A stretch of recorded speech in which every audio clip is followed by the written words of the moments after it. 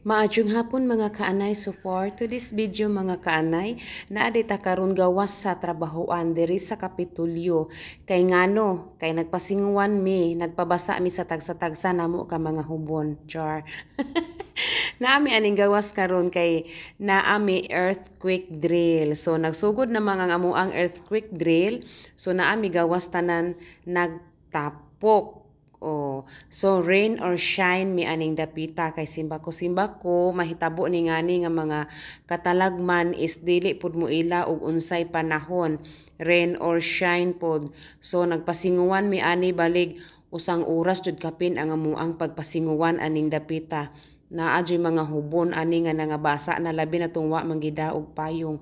Ug tuod di ay sa mga niagi nga mga drill kanang nga parehaan ni earthquake drill kanang bombing drill nga na usa ko sa mga victim, and adto nga mga victim nga nangagi is dili ko makit-an, dili ko ma-rescue baw manong dili ko ma-rescue. Mao nang wala na ko nila apila sa victim kay ambot mano unsay hinungdan manong di ko nila makit-an, naa siguroy something. Char hala.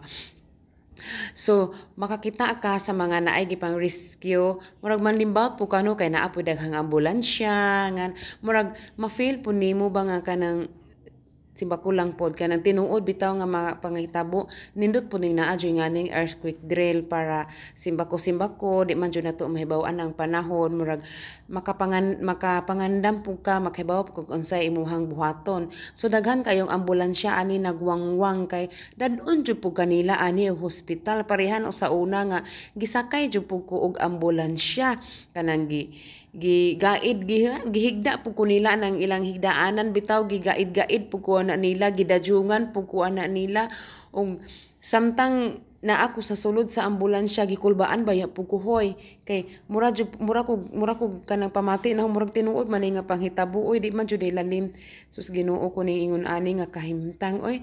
So kanina ay gidadyungan nila kay gikan na sa sod nga mga victim na nga na injured. So lingaw gud tan-aw mura kagatan-aw og kanang ga shooting bitaw. So maong ahuan lamang po ning gipaagi og kanang voice over ning ahuang video ani niya kay daghang kadtong mga nang gibasa og tingog ani ang mga kilid-kilid na daghang kadtong mga baki na nga naningog nga klase ang mga tingog.